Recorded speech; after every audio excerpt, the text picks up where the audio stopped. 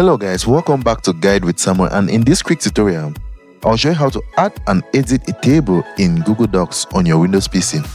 First, open docs.google.com and open the document where you want the table. Next, click Insert on the top menu, hover over Table, then drag across the grid to choose the number of rows and columns you need.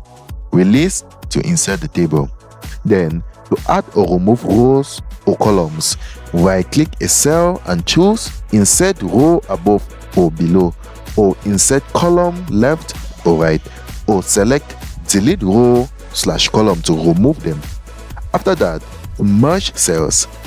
Right-click the selected cell and pick Merge Cells, and to adjust sizes, drag the column or row border.